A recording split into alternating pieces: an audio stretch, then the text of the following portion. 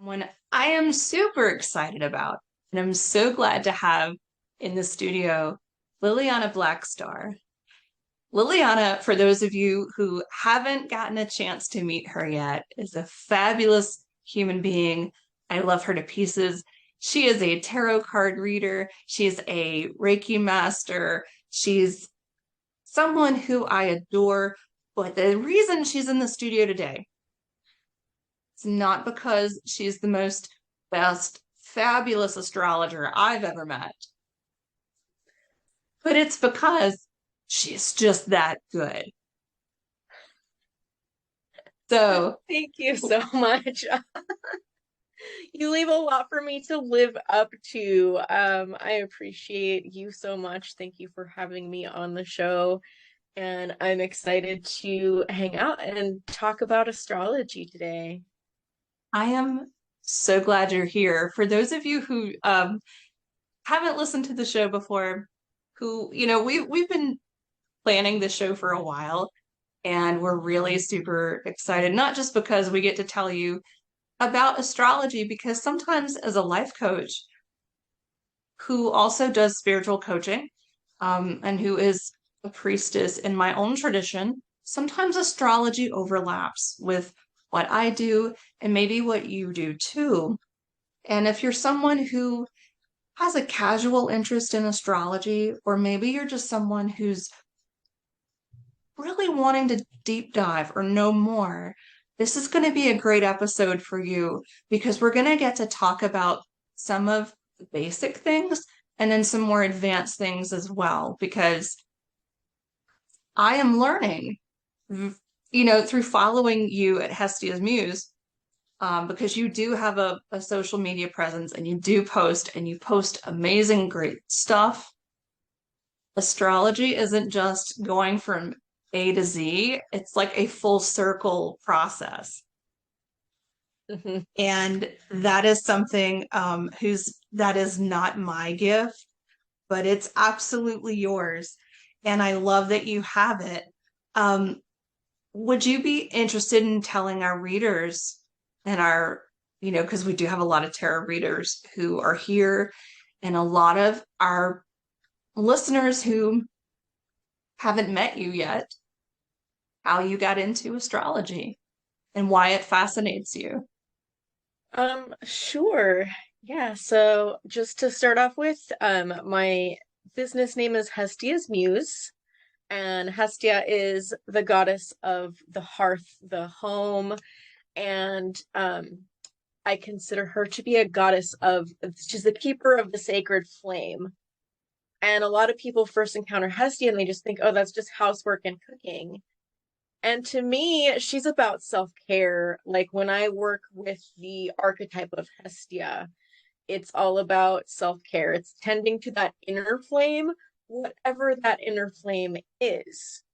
In your home, the inner flame is the kitchen, but in you, what is your inner flame? What's that thing that gives you a spark that comforts you, brings you joy, and like drives you with passion to get up and keep going every day, right? And so that's why I called my website and everything Hestia's Muse. You can find me on Facebook, you can find me on Instagram, and even I think I have a couple things on YouTube, but not much. HestiasMuse.net is my website. I'm also a certified reader with Seattle Psychics Association, which is an association of readers that are vetted to be ethical and reliable readers. So if you're looking for a reader, that's a good place to find one for tarot, astrology, Reiki, all kinds of stuff. And also, if you are a reader, we provide business support and like community for other readers that are wanting to, make it their living to do readings for people, whether that's, like I said, tarot, astrology, Reiki, or whatever your spiritual type of readings are. We are an association that likes to help people build that business and provide community support for them. So I'm super grateful to be a part of that community as well. So I got into astrology. I started out with as a tarot reader, and I loved tarot, and I still do love tarot. And as I got into tarot, I thought I was drawn to it as a tool for self-understanding, self-awareness, self-discovery. I never really looked at it as a predictive tool as much as a here's the potential energy that you have. What are you going to do with it now? And so it was kind of a guide to help me make the better choices for my future rather than thinking that the future's set in stone. It's like I could look at the cards and get a clearer picture of what energy is going on, what's influencing me, what do I need to be aware of that I wasn't aware of before, and then I could make a better, more informed choice for myself. And Love through it. the study of tarot, you start to read some books and you go, oh, there's astrological associations with the cards. What is that about? Why is this card about Mars and why is this card about Capricorn? And so I was curious and I started learning about astrology because of being a tarot reader.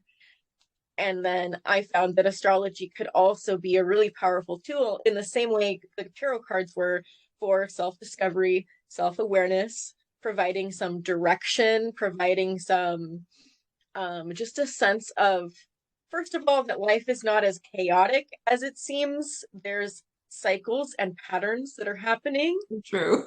It's so And true. so it helps things not seem so like chaotic and out of place. And it gives more of a reason to me of why things are happening the way that they're happening, which is comforting to me. Oh, And then also absolutely. that helps me have direction. It's like checking the weather before you go outside. You want to know, should I dress warm because it's cold outside? Should I bring my umbrella because it's raining? It's the same way with astrologically. I can prepare for each day a little bit more intentionally. I can align myself with the energy of the season or the moon sign and phase or whatever other stuff is going on so that I can like just live my life to the fullest in alignment with like the whole universe. Because I love that you said that, to have the alignment with the universe, because I also believe that we are aligned with everything and there is that energy. And, some people, when they look at astrology, they may not know what it means. They may not understand it. They may not even know it exists. And, when you were pointing out the connection between astrology and tarot, when I first started reading tarot, I had no idea. And I was like, what is, and when we went to seminary, when we were in seminary together at Woolston-Steen, one of the things that I learned was that connection, and it opened me up as a reader in a lot of ways because it was like this layered gift of Mm-hmm. card interpretation that I didn't have before. And I love that. So I love that you mentioned that, and in that, like, it's almost like a spiritual duality of all things, where it's a part um, of that cycle for me too. And some people, you know, if you could say, what astrology was to people who maybe don't know what it is at all, like say if they are brand new off the street, walking into a shop or making an appointment with you for the first time, what would be the best way that you would explain astrology to them, and just how special the relationship is to develop it within yourself? Because we do have our own personal Right. charts that we have. Yeah, it's something it's interesting to try to define astrology into just like one like soundbite, Because it's so so to say. expansive. I Because mean, it it's like is, almost it's a very impossible. complex, it's very deep. There's so much to learn. There's so much more than just your sun sign, which is what most people are aware of. It's just like what sign was the sun in when you were born. So And astrology, and for those, excuse me for interrupting yeah. you, for the people who don't know, the sun signs are like your basic 12 zodiac, like what you can see behind Liliana, like Taurus, Libra, Virgo, those. Yeah. I mean, yeah, it would take a whole other show to do just the basics, beginning intro to astrology, so that you understand it. But one way that I like to explain it to people is by the etymology of the word astrology versus astronomy. So astronomy, as we know, is a science of understanding the stars and the planets. There's astronomers, and they look through their telescopes and they study the stars. So astronomy comes from the words astronomy, which was to know the stars. So it's to understand the stars, to study the stars, to know the stars. And then astrology comes from astrology, which is to speak to the stars. Ooh.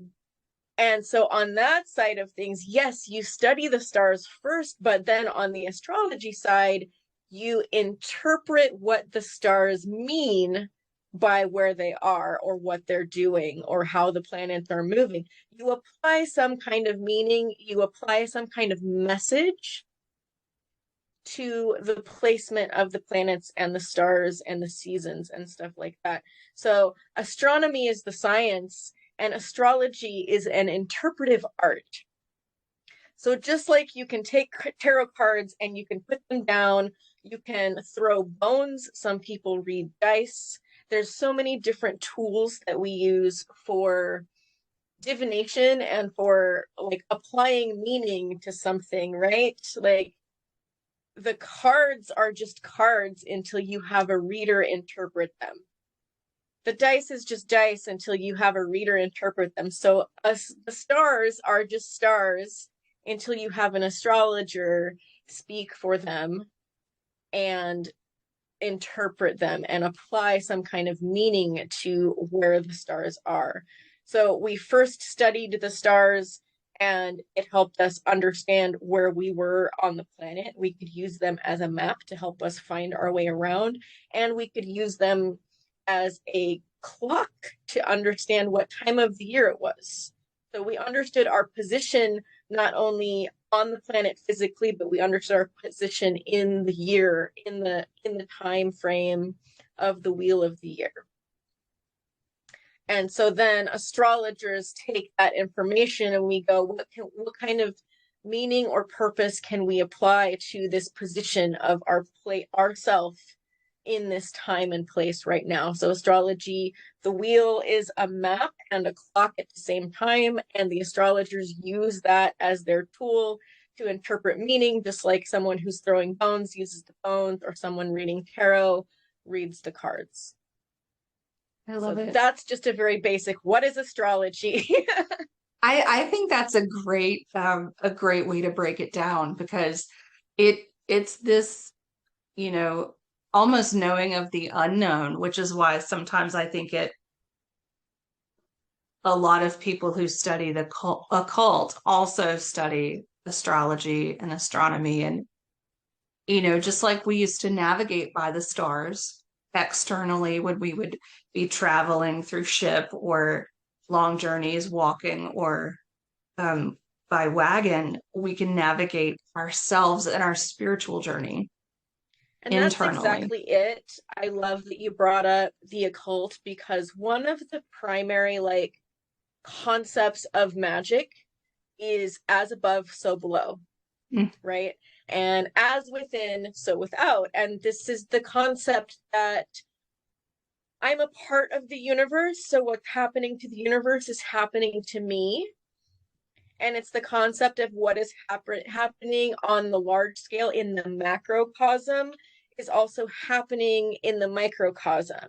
So when I look at what's happening in the stars in our solar system, because for astrology, we just look at our solar system, where's the planets from our perspective here on Earth, what are the planets in our solar system doing? And I think of that as like the macrocosm, and then whatever's happening to the universe is also happening to me. So then I can look at my own life and say, well, what's similar in my own life that's also happening in the stars? And then I can apply meaning and gain purpose and direction on what I should do next, because I see myself as part of the galaxy rather than separate from it. So as I said before, it's instead of life being so chaotic, of like, gosh, why are me and my partner having weird like conflicts in our communication right now? That hasn't happened before. What's going on? I can go, oh, like I can see in the chart that Venus is making a harsh aspect to Saturn right now. Venus is love and relationships, and Saturn is like obstacles. And I can go, oh, that's what's happening. How can I work around that? How can we, like bring an umbrella because it's raining? So instead of going, oh my gosh, why is it raining? We go, oh, that's because it's this time of year when it's going to rain more often, and I can be prepared and I can respond accordingly to that energy.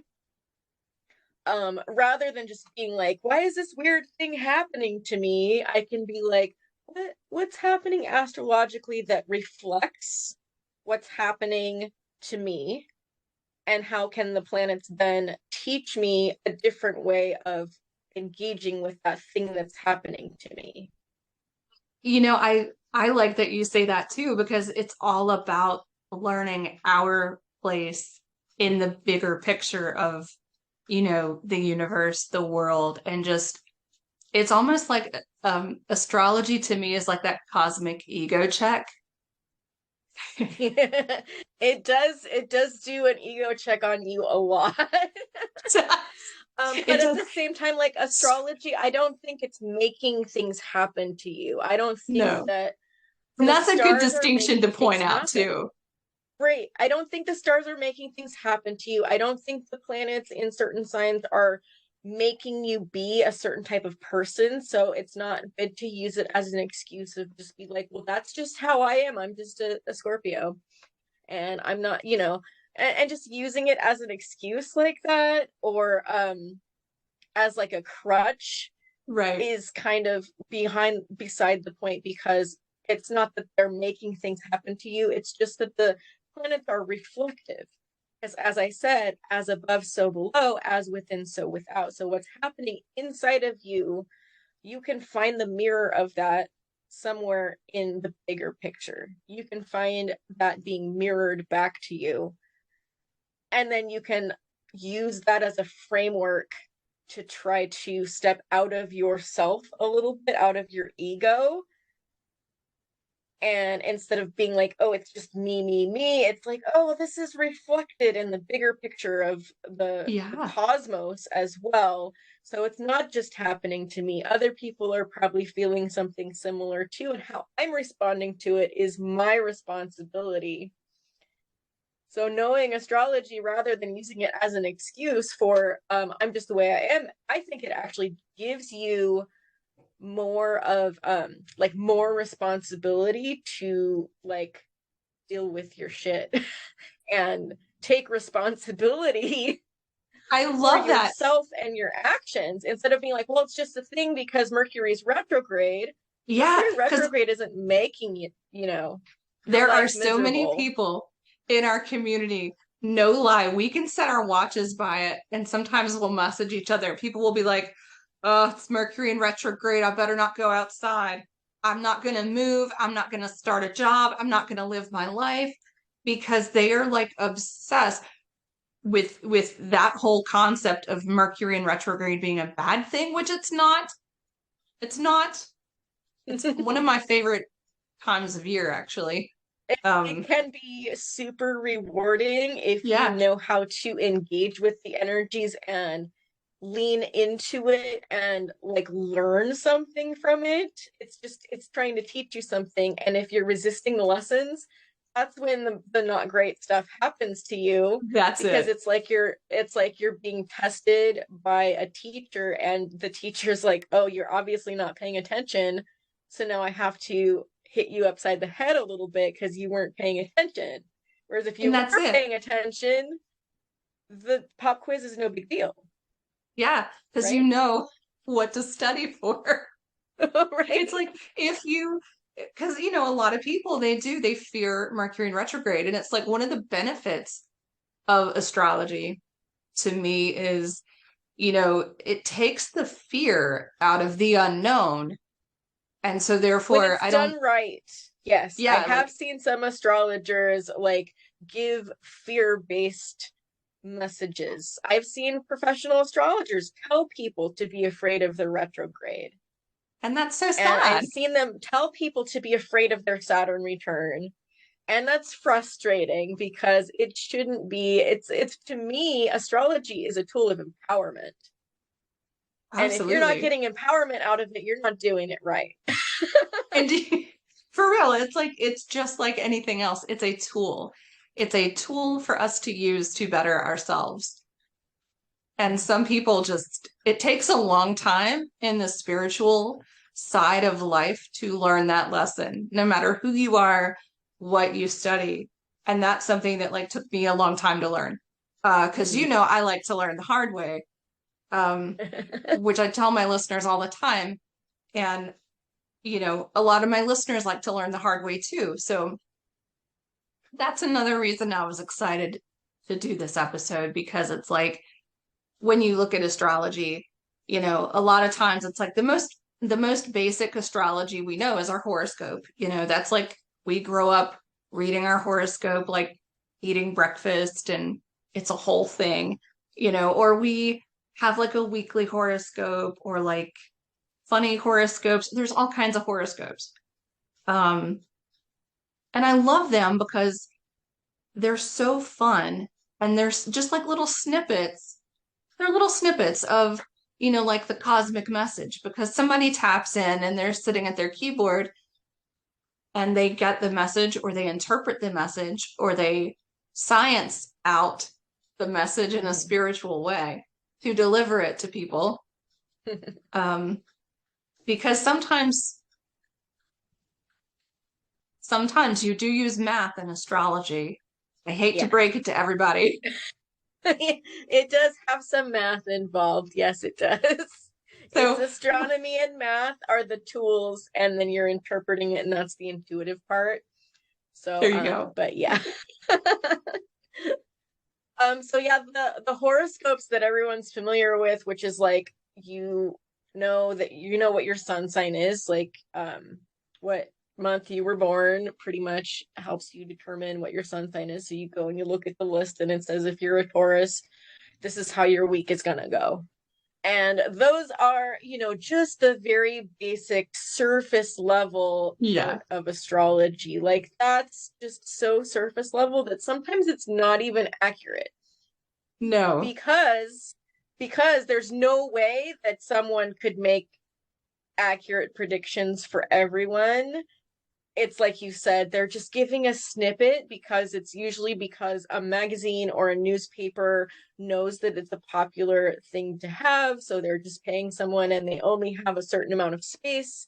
And there's so much more depth to astrology, though. So I know a lot of people who are like, my horoscopes, like, I just don't believe in astrology, because all they've really ever interacted with was their sun sign horoscope. And that didn't click for them. It didn't make sense. The predictions were not accurate. They were like, I don't get it.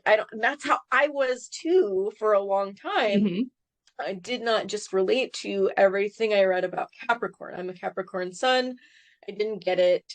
The generalizations that I read in the horoscopes were like, I don't really relate to that. That's not me. But once I started studying more deeply and realizing like, oh, the sun is like one fraction of the whole picture Total. here. Yeah. And so if you can take your horoscopes with a grain of salt, understanding that like this is just a part of the picture, and there's a lot of the picture that you're not seeing, and there's no way that an accurate, precise like prediction can be made just based off of your sun sign. And then just, read them for fun and take some guidance from them, what you will. But if you really want to get the value out of astrology, you need to start looking at your whole chart and seeing that you have where the sun is, but you also have a sign that the moon is in. You have something called your rising sign, which is the sign that was rising over the eastern horizon, like coming up at the time of your birth, based on where you were on the planet at your time of birth, which is why you need your date of birth, your time, and your location in order to cast an accurate chart. Because 8 o'clock in the morning on the East Coast is different than that same time on the West Coast. There's different things above you. There's different things on the horizon, rising or setting, depending on where you are on the planet. And so, first of all, finding your accurate chart with those three things, your date of birth, time of birth, and location. Using a website, I would recommend astro.com for a free chart software that's mostly accurate. There's a lot of free chart software out there, but it's not all made equal. Gonna say not all charts are created equal. And I don't want to like say anything too specific. I will just say like astro.com is one that I trust as a professional, and the app called Astro Matrix is one that I also personally really trust and use, and it's really good to helping you learn astrology too. So you can get the app Astro Matrix or go to the website astro.com. Both of them are free, and you can put in your birth time, location, and day and get a chart. And that's when you start to get into, okay, now I have my sun sign, my moon sign, my rising sign. There's also your Venus, Mars, Jupiter, like all the planets could be in separate different signs. And these are like different parts of yourself. They're what we use to archetypically represent different aspects of the personality, and what sign they're in is kind of how they're expressing that energy. So it's kind of like when you have tarot, you have the major arcana, and then you have the spread that you use, right? So you, some people just throw cards down and just interpret them without a spread, but a lot of professional, but you've also heard of the concept of using a spread where each placement of the card has a different meaning. So you have a specific question for each card based on when you put it down, right? And then you also interpret them together. You blend the meanings together. The cards relate to each other back and forth. And that's kind of what you're doing with astrology, is you have the planets and then you're interpreting them based on where they are, what sign they're in, and what house they're in. And then you're also interpreting them based on their relationship to other planets in the chart, which is where you get the math of determining the aspects, because it's all degrees. It's a 360 degree wheel. And so if two planets are 90 degrees apart from each other, that's different than if two planets are 60 degrees apart from each other or 120 degrees apart from each other. So that's kind of where the math part comes in, but it's not any more complicated than like 360 degrees divided by 12. No, if you can eat pie, you can do your star chart. Yeah. Yeah, it's basic like geometry and sacred geometry of the angles. So, like this big of a pie piece or this big of a pie piece or this big of a pie piece. Like, do you have to share the pie, or do you want the whole thing, or do you want to save some for lunch tomorrow, Yeah, that's the kind of math you're doing with astrology. Yeah. Basically. It's don't let us scare you, because we know that it's not super complicated. I am terrible at math. Same. I never even passed basic algebra in high school. Like I did great with algebra and geometry, but like it took a while for it to click, and once it did, I was like, oh, I got this. Yeah. But anything beyond that, I mean, it's I been had so to long. take like a I'm surprised I can special, balance my checkbook, you know? yeah, I had to take like a special math class to I get did too. through, like just to graduate high school because I couldn't get it. I'm not good at math, so don't let the math part scare you. And additionally, some of these free websites will give you interpretations for free. Astro or Astromatrix, as I said, as an app, it's really good at breaking down parts of your chart and what they mean, as well as giving you predictive things based on where the planets are now. Or you can go to a professional astrologer, and that's where I think the real like fun and deep stuff happens, That because is where the professionals a come in. computer program and algorithm can tell you the basics, but it lacks the intuition of like how those planets are interacting with other parts of your chart. And It so, lacks the magic. right, it needs to like having that living component of a living person applying their personal experiences and their intuition really helps break open the astrology like to another level. I had studied astrology off and on for a long time. Like I said, I was doing tarot and I was like, oh, what's this? So I read some books and I would read articles and stuff like that. And I kind of got it. But the real, like when I really got into astrology was after I had a one-on-one reading with a real astrologer, like sitting at the table across from her. And um that was like, yeah, it just broke everything open. And I was like, oh, this is way more cool and way more deep and meaningful than I ever thought it could be. And I want to learn how to do that. I was Like gonna say, like the immediately after my very first reading, it was with a woman called Sabrina Monarch. You can find her website too. It's Monarch Astrology or Sabrina Monarch. You can search for her. She does amazing, amazing work. And yeah, I just saw one reading with her and I was like, this is awesome. like I'm hooked. How can I learn how to do what you just did? And I took a class with her and I had more readings with her as well as with some other people. You just got to find the astrologer that's right for you, that clicks with you, that you vibe with. That's what I was gonna ask you was we know, unfortunately, that not all readers are, created equally. And I'm not gonna say like I don't like calling people out on my show, but it's really important to be able to have someone that you trust, that you can respect. So how does somebody pick a good astrologer? I know that you mentioned the Seattle Psychics Association, which is phenomenal. Hmm. I used to be a member. I need to renew my membership. Yeah. But for people who don't know, it is an organization that does promote ethics within various aspects of spirituality and spiritual professionals. It's also a great place to network. So if you're looking for a qualified astrologer, definitely go there.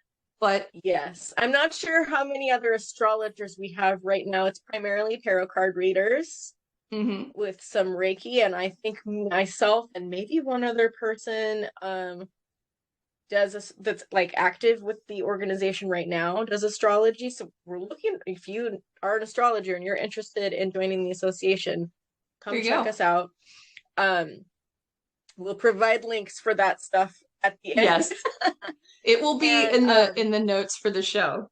yeah, yeah, it's seattlepsychicsassociation.com. But if you're looking for an astrologer because you want to have your chart read, hi, just kidding. Yeah, here you go. Hey, La, la.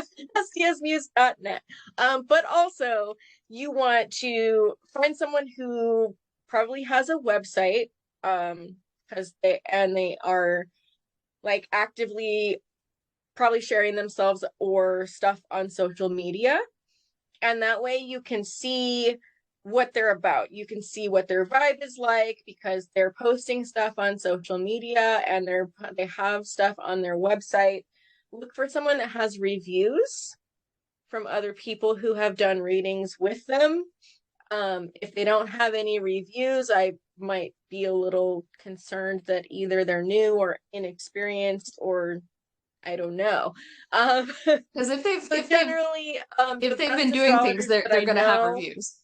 Yeah, the best astrologers that I know have a website, they're active on social media, and they have reviews of people leaving their thoughts after they had a session with this person.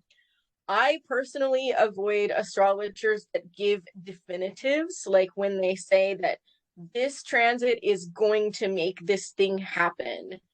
Because like I said, I don't personally believe that astrology is used best as a like predictive tool, because I don't think that we are like stuck in a destiny loop where we can't change what happens to us.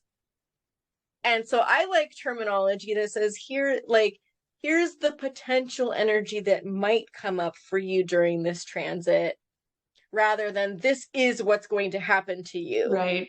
Like, here's what could happen. Here's what might happen. Could happen. Here's what you might start experiencing. Here's what you might feel or notice going on around you.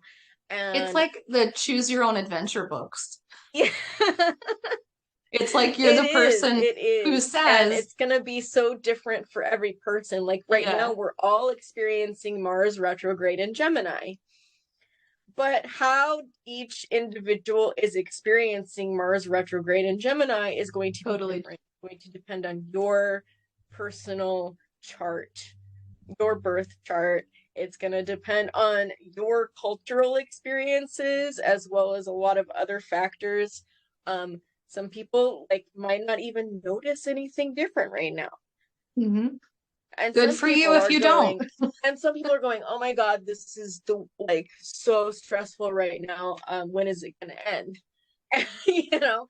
And so and that's valid no matter what, because as I said, there's that reflective quality of astrology, and so Mars retrograde and Gemini isn't just one thing.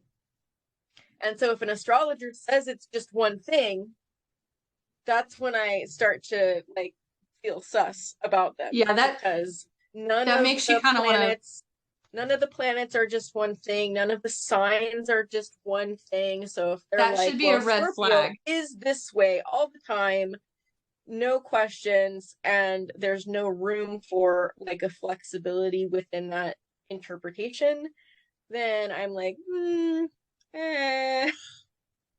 that's not my preferred method of interacting with astrology. So I think that, I guess for some people that works, but I think I would ask, like, what are you getting out of it? Mm-hmm. Like, follow an astrologer for a while, follow their social media, if they have a podcast, if they have a YouTube, or if they're just posting on Instagram and Facebook, follow them for a while, see if you get something out of what they're sharing. And then, do you like that thing that you're getting from what they're sharing? If all you're getting from it is like, oh no, I have to be afraid of this energy that's coming. Oh no, this transit is red bad. Flag. Oh no, that transit is bad. If that's all you're getting, like, is that doing something red for flag. you? Is that helping you in some way? If it is, then okay. I guess that there are, because unfortunately there are some people out there who are not ethical. They will prey on people. They will attempt to tell you things like that you might go to them for, say, an astrology reading or even a tarot or whatever, and they'll say, oh, well, you might have this going on, you might be cursed, you could have this, and that's a whole thing too. Yes. Okay, so just like basic ethics 101, first of all, if they are messaging you out of the blue, red flag right off the bat. If you got an Instagram DM or a Facebook message or on TikTok, just someone that you don't know messaging you saying, hey, my spirits led me to you and I think you need a reading, Or like, hey, I really was drawn to your energy and I think you could benefit from a reading. Do you want one? Or they're offering, just showing up like without you reaching out to them first. That's commonly the behavior of scams. Not everyone who does it is a scammer, but I would also say that those people maybe don't have the best business model that they're using, even if they are legitimately a good reader. So They're true. not really following an ethical business model. So that, just saying, if you're doing that to people, stop. Please, Um, because yeah, you should be the one reaching out to them because you found them and you liked what they were offering on their social media, or you liked what you read on their website. If they're just reaching out to you out of the blue, then that's red flag number one. And then commonly with those people who reach out to you first, they give you something for free, and then, or at a very low price.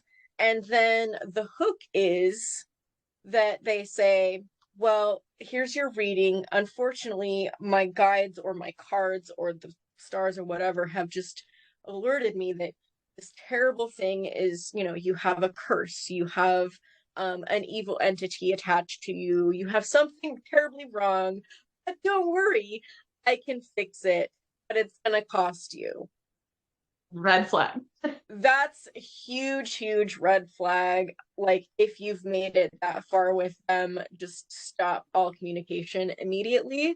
An ethical reader, even if they do see something going on in your chart that's not 100% positive, they will tell you what it is, but they will not claim that they are the only way to fix it. And they will not like try to pressure you into spending more money to fix the problem that they found. Like, I might see some rough things coming up ahead for you astrologically, and I will do my best to share that information with you in the most positive way possible to empower you to get through it rather than scaring you. And then, I do like it if people come back to me for readings, but I'm not going to be like, oh, this really bad thing is going to happen, and you have to come back to me so that I can tell you how to get through it, and it's going to cost more money. That's just bad business. Whether they're a scammer or legit or not, it's bad business practices, and I would not want to interact with a person who practices their readings in that way. And I mean, it's true though, because some people, they just are just, I'm not going to say they're awful people, but some people out there, they're on their own journey of learning too. And they have their own things that they are, their own, Right. chart cycles that they're in the Like middle of. like yeah, like I'm not immune to the stuff that's happening astrologically just because I'm an astrologer. I'm not immune to my own past trauma. I'm not immune to my own symptoms of mental illness. But Hmm. as a reader, it's my responsibility to learn not to project that onto other people, not to make my problems other people's problems, and to recognize that people are coming to me in a vulnerable state. The majority of time, if someone's coming to you as a life coach or as a tarot card reader or as an astrologer, they're coming to you feeling vulnerable. They need guidance. They need some kind of support. They're going, what's going on? I need help. I've looked other places for some kind of answers, and they're turning to you for some kind of support. So they're coming to you from a vulnerable state. And there are people out there, unfortunately, that prey on that. They know that people who are interested in tarot and astrology are a vulnerable crowd, because guess what? Especially when you first start looking into spirituality and metaphysical stuff, it's often because you're feeling rejected by or shut out from like the norms of society. Yeah. And And so what you you're want in having life some kind too. of crisis that has sent you to look for answers in the occult, or in, occult just meaning hidden knowledge, secret. Hmm. So you've used all your resources up in the mundane, and you're like, I don't know what's happening. I have to start looking in these secret, hidden places that not everyone talks about and that are kind of taboo. And in order to like make that choice to go look in those secret hidden places, you're probably having some kind of crisis or moment of vulnerability. And so it's your reader's responsibility to recognize that and to treat that moment with care and respect. And unfortunately, the truth of the matter is there's people that are out there that are preying on vulnerable people to make money, or for whatever reasons they have, if they get some kind of kick out of it. It's just, you have to be aware when you're going into this part of the world, into this community, like not everyone has your best interest at heart, even though they say they do. And so that's why I said to first start by checking out someone's social media and their website. How does it make you feel? Is it fear-based? Is it telling you that you have to get this reading from them because there's no other way to access this information? Like, I have my Patreon and I have my social media websites, and I'll say, this week is going to be rough. Here's why. And I'll tell you, it's because Venus is squaring Saturn, or Saturn is squaring Uranus, and this is kind of the energy that that's bringing in. It's like a weatherman predicting the weather, right? Saying like, some strong storms are coming up. You could shelter in place, bring an umbrella, and that's all I'm saying. But the reason that I tell you, it's because Saturn is squaring Uranus, is so that you can go and find Saturn squaring Uranus on your own. You can Google that information and you go, what does that mean, Saturn squaring Uranus? I'm going to look it up. And you'll find other astrologers talking about it. And so you can come to your own conclusions. So another red flag is like, oh, here's this big thing is happening, but they don't tell you what, like why they came to that conclusion. So they don't give you the tools to research it on their own. And they present it as, here's the problem, and the only way to find out what that means or the solution to that problem is by paying me. Yeah, and a good ethical reader won't do that. Right. Um, They'll say, here's the and problem, here's what I suggest the mhm. solution is. You can come to me for guidance, but I'm not the only option for you to come to guidance. And they'll also even sometimes suggest that you go see a doctor or a therapist, or they'll say to you like, I don't have the knowledge to give you that specific answer. Sometimes what a client is looking for is outside of my skill set, and I have to say, that's not really what I do. Here's some options of different people you can look to for that type of stuff, but that's not what I do. I don't remove curses. I don't generally do spell work for people. Like, that's not what I'm into. I'm also not a medical doctor. I'm not a lawyer, so I can't give you legal advice. I can't give you financial advice, like officially. And I'm just gonna say, like, people may laugh who hear this, but we legitimately have people ask us all kinds of advice, all kinds of questions. Like, I mean, when it's almost like your hairdresser, or like it's like there are just certain people in your life that you don't really have secrets from. Your astrologer is one of them, because they always see into what is going on with you. And it's not always like an internal gift. It's just because you're dialed in to, it's like standing on top of a mountain and looking down into a valley. Mm-hmm. People see what they see because they have a different viewpoint.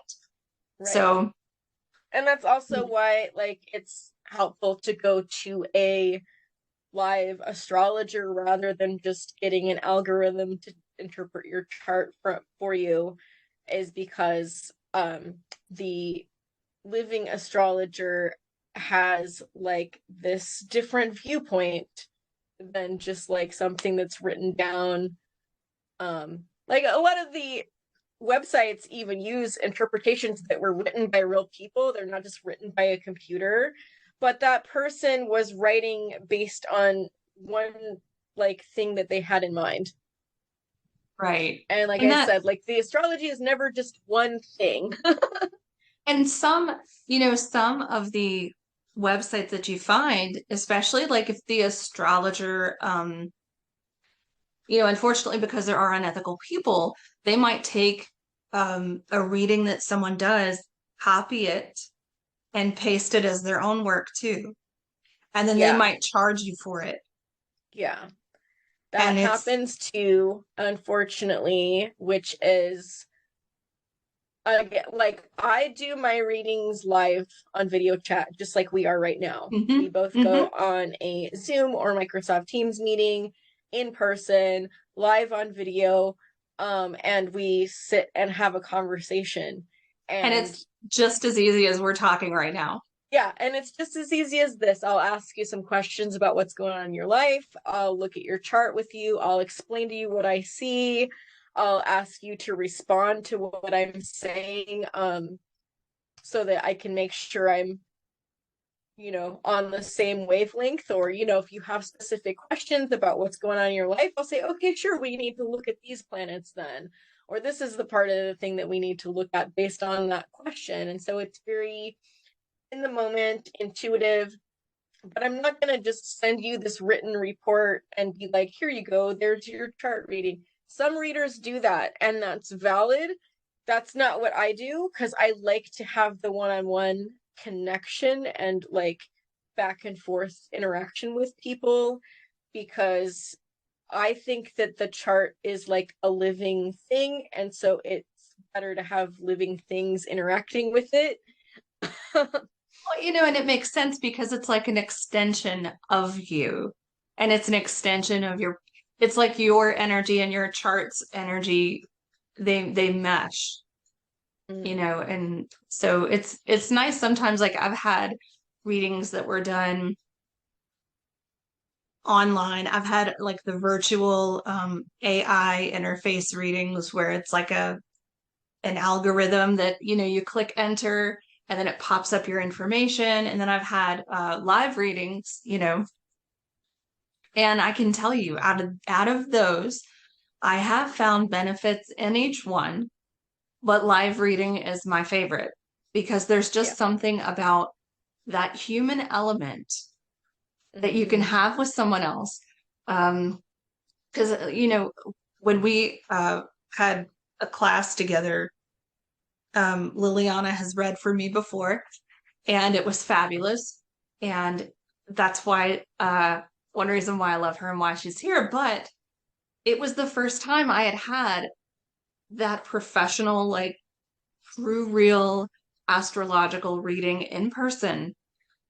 And it never made me want to ever do it another way again. Right, like I said, when I first finally had my one-on-one reading with Sabrina, that was my moment that I was like, oh, astrology is like beautiful and awesome Yeah. and way more different than I thought it was when I had just been reading things off of books and websites, And so I do know some fabulous readers who do written reports, and I do know some fabulous readers who do things like through voice recording, where they'll look at your chart and they'll just do a voice recording and send it to you.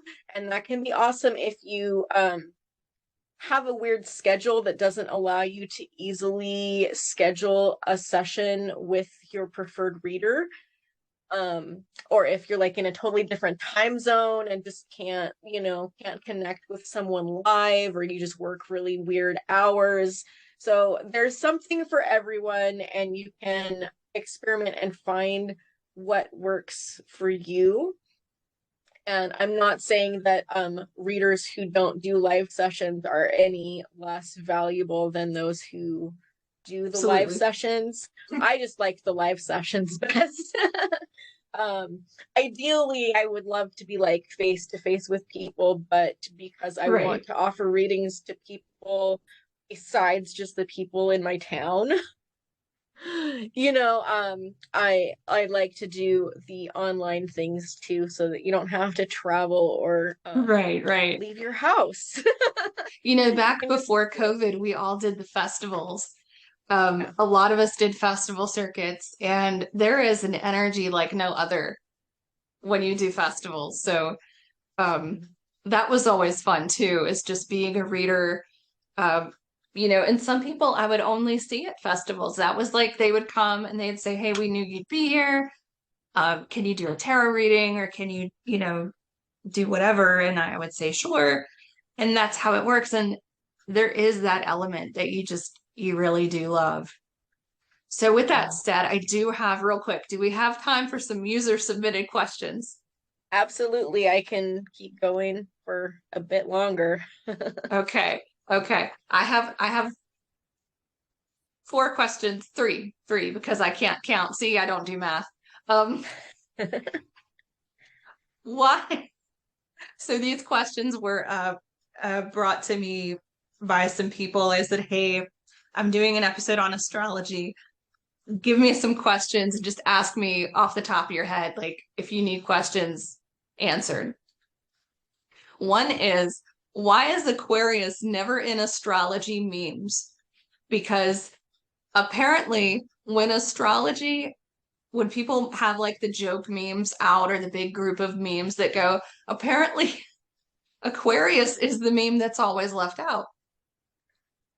Um, that hasn't been my experience, and I'm in some astrology meme and like shit posting groups that just like make, do the jokes and stuff. Right, right. So either the meme pages you're following are no good, Oh, find better ones. you said it, I didn't. Like Or like Hestia's um Muse might have some.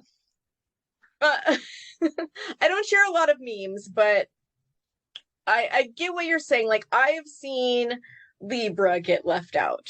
Right, Or right. I've seen a list of, it's supposed to be the list of 12, but one of them's missing. I haven't noticed that it's always Aquarius that's left out. I just know that sometimes what that tells me is the person who made the memes is probably not super into astrology and they were just reading off of a list themselves and they missed one. Red And flag. so when it comes to memes, it's just like that's how people are just sharing Yeah. this like collective information and like just find better meme pages is all I can say Yeah. to that one because I haven't experienced that to be true. I've seen a lot of Aquarius memes. Um if you are finding that you feel like they're regularly left out, then I wonder if that's just like a way of your like psyche. It's kind of like dream interpretation. Like, what does it mean Yeah. that you feel like your sign is being left out all the time? Right, right. What does it Like mean that that your subliminal. experience has Yeah. been that the Aquarius gets left out? That's not my experience, but that's your experience, and that's valid. What does that mean to you? Are you feeling unnoticed? Are you feeling left out? Are you feeling like part of you is not seen? Ooh, they might. You never know. I I'll mean, tell you I what. would look into why am I having this experience because it's definitely not a global experience that everyone leaves out Aquarius. If you're having that experience, there's a message there for you about how you view yourself and how you think the world views you or doesn't see you or something like that. That's a good answer. That's a good one. I'll have to tell you what they tell me when they Okay. listen. Yeah, I'd love to hear back. The next question that I truly cackled when this came up was, why does everyone hate Scorpios? because some of the best people are Scorpios, and Scorpios get such a bad rap. Scorpios and Geminis get Yep. the really bad rap most of the time.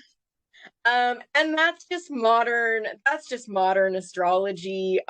That's just kind of what's present in the Zeitgeist right now, is just every sign has positives and negatives. Every sign has like ways that it behaves that are going to be very mature, and ways that it behaves that are going to be very immature. And just why we culturally have this view of Scorpio right now, like as like a negative, I think it's because Scorpio is not comfortable energy to deal with. Because Scorpio is about shadow work. Scorpio is about looking at what's hidden beneath the surface.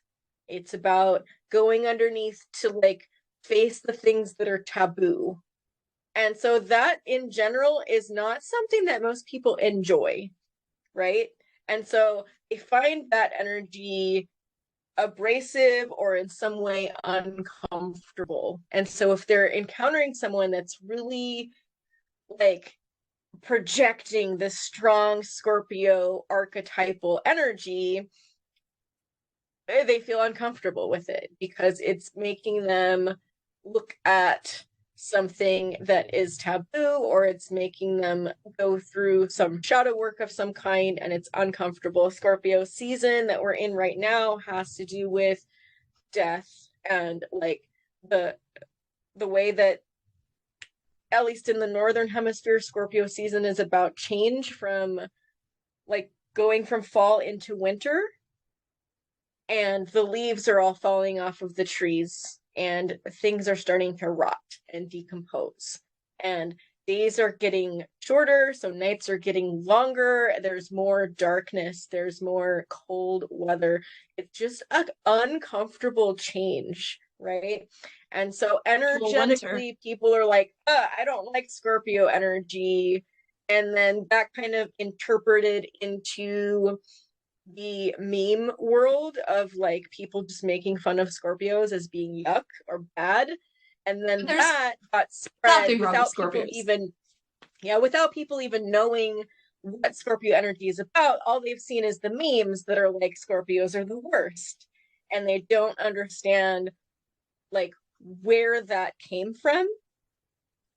Like, because it's not that Scorpios are the worst, it's just that a part of Scorpio energy is hard for people to deal with. But that's the one part that they're focusing on with that meme. It doesn't mean that it's true all the time. It just means that that's what culturally we're looking at right now. There's a lot of modern astrology that I find very like cringe and not helpful, because it's reductive and it's definitive. It's like the list of like, here's the worst thing about every sign, or it's like the Twitter post that's like so brief and it's like Scorpios are like this, and it's just reductive blanket statements that are definitive. And that's meme culture, because it's meant to like just take an idea and spread it quickly, but people forget that there's more than just that one thing. Like when we're saying Scorpios are like vindictive, I'm not saying that all Scorpios are 100% vindictive all the time. I'm saying that the energy of Scorpio holds within it the archetype of like vindictiveness. It's there. Whether you access that part of your personality as a Scorpio or not is still up to you. Yeah, I love that you say that, because someone will have like one bad interaction with one person of one zodiac sign, and for the rest of their life, they hate that zodiac. Yeah, and it's like, unfortunate. That's the unfortunate way of like, ancients like over 2,000 years ago studied astrology in depth, and they philosophized about it, and they created this very intense mystical system of the stars and the planets and the signs, and there's so much in it. And then we've reduced it to Scorpios are vindictive. Or like I dated a Gemini once and he was the worst, therefore all Geminis are the worst. Right, Like, right. you know, stuff like that. And on one hand, it's fun to play with the archetypal energies in that way, because I can learn a lot about astrology through joking around playfully with the archetypes and being like, oh, Mhm. Cancers are all crybabies. As long as I know that that's a joke and that's a way of playing with the archetype, and it's not about the people, it's about the archetype. Right. And so when people say like Scorpio is the worst, if you can take it in the perspective of they're not talking about me, the Scorpio sun, they're talking about the archetype of Scorpio, which I might, as a Scorpio sun, have the tendencies to display that archetype if I choose to, or if I choose not to, right? So it could be about me if I'm displaying that archetypal energy, or it could not be. It doesn't mean, you know, that they think that you're a bad person because you're a Scorpio. It means Scorpio energy is hard to deal with. Are you expressing that hard to deal with Scorpio energy, or are you expressing Scorpio energy in a way that's a little easier for people to digest? If Yeah. you have that capability, you know, because like I said before, like astrology is not making you be this way. It's not forcing you to be the type of person that you are. It's kind of like, here's the ingredients that went in, but how you put those ingredients together is still up to you. Yeah. It's just like baking a cake. We can have the same recipe and it might taste totally different when it comes out. Right. And people ask that, like one thing people ask about is twins. Like, how can twins be born on the same day and they have the same chart, but they're different? Yeah. So I say it's like a recipe. Like, have you ever seen Iron Chef? Mm-hmm. Where the different cooks have all the same ingredients, but they make wildly different meals with them. So That's the such a good, ingredients that's were such the like a same. good um example. Yeah, because like I can have bacon, eggs, cheese, and bread, and you have bacon, eggs, cheese, and bread. And I go, okay, I'm gonna make an egg and cheese sandwich with Right. bacon on it. I'm gonna put it all in a sandwich. And you go, I'm gonna make a cheese omelet with a side of bacon and a side of toast. We used the same ingredients. We put these two plates next to each other. They look totally different. You're going to have a totally different like experience when you eat one than when you eat the other one. But they were made out of the same ingredients, and that's like twins or people who were born with the same chart. Is like you had the same ingredients, but how you put them together and express them is different. And so, yeah, you're a Scorpio, and people are like, Scorpios are vindictive. It's like, yeah, you have that ingredient in you. It could be something that just sits back in the back of the fridge and never gets used. It's there. We all have that one container of stuff. We all have that one container in the back of the fridge that we don't use. So when you read something about astrology, you go, oh, that doesn't sound like me. Okay. It's just part of the archetype that they're describing, and whether you are actively displaying that part of the archetype in your life at this time or not. And again, it's way more complicated than just your sun. It's the combination of your sun with the moon and the rising and everything else in your chart. So it's not as simple as just saying Scorpio suns are this way, because everyone with a Scorpio sun has a different chart. The only thing they have in common for sure is the sun in Scorpio. Right. So it's a Uh, generalization, and the generalizations are good for learning the archetypes, but they're really bad to apply broadly to specific people. I love that. And you know, that is a great way to just sum up how important it is to have a professional astrologer. We all have had the grace and joy of having Lilliana Blackstar with us today. She is a professional astrologer and practitioner, a student of metaphysics for over 20 years, and she loves talking about spirituality with others. She's an astrologer, a tarot card reader, a Reiki Master, and she loves helping people. And that's what I love. And that's one of the things we have in common. And she teaches astrology workshops. She offers mentorship on her website, which is hestiasmuse.net, as well as a way you can book readings with her through that as well. She is a graduate of Woolston-Steen Theological Seminary, and she has a bachelor's degree in Wiccan Ministry. She's a First Degree Priestess of the WISE Tradition of Wicca and is with the Ever Green Hearth. Yes. Lilliana is a member Ever Green of Hearth in Centralia, Washington. Thank you. I'm sorry. Yes, because we want to make sure we give them a proper shout out.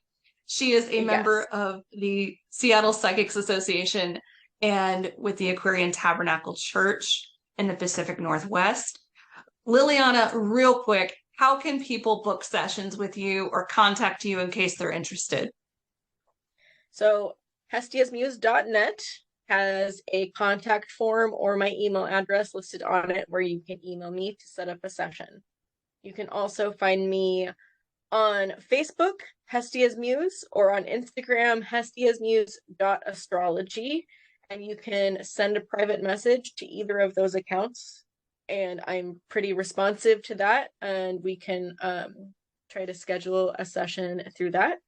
I have a Patreon blog, so it's www.patreon.com/hestiasmuse, and I post regular astrological updates on that, as well as it's a way for people to, like, if they want to give monthly for the work that I'm doing to post on my social media accounts and stuff, they can do that through Patreon. Trying to think, they can also find me at seattlepsychicsassociation.com. And additionally, I will be at Spring Mysteries Festival in April. Yes. So Spring Mysteries Festival is a festival put on by the Aquarian Tabernacle Church. It is a psychodrama, ritualized whole weekend of exploration of the myth of Persephone and Demeter. And it's so much fun. You learn a lot about mythology and yourself through the rituals. And this year I am going to holding the role of Hermes. And I am super excited to bring you all the energy and lessons of Hermes through the mythology. And you can get 10% off of your registration fee with the code Hermes10 at springmysteries.com. It's awesome. I think that's all the places you can find me. So yeah. I love it. And all of this will be in our show notes. If you've had trouble catching any of the websites that we've dropped or names of people that we've mentioned or organizations, they will be listed in the show notes. One of the things that I'll do is I'm reworking my website. And one of the things I'm going to do is put past guest information on the site so you can go there too and click as well when you watch the show. If you happen to watch it through the website, you can go from the website to hestiasmuse.net and contact her that way as well. Thank you so much for having me on the show.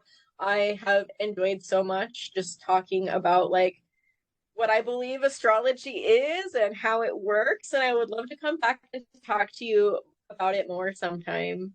Yes. Oh my gosh. We have to, because it is so much fun. Like, you all have no idea. We could have this one episode last like 2 more hours. We are I I mean, could keep talking for that long, it's but I it's won't. it's so fascinating. It's so much fun, and we have to like hold ourselves back a little bit because if we don't, we will just keep going. Um, Mhm. so there will be other episodes. She will be definitely coming back. I'd love to always have you on again. And one of the things that, has been fun is just how much we've enjoyed watching each other's journey and how we've seen that grow over the years. So it's always fabulous to see you. It's always great to see how well you're doing and what you're a part of and all the different projects you're going on.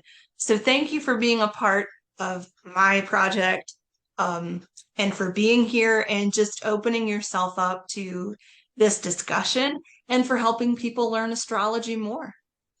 Yeah, and thank you to everyone who's tuning in and listening. We're so happy that you took the time to listen, and I hope you got something good out of it.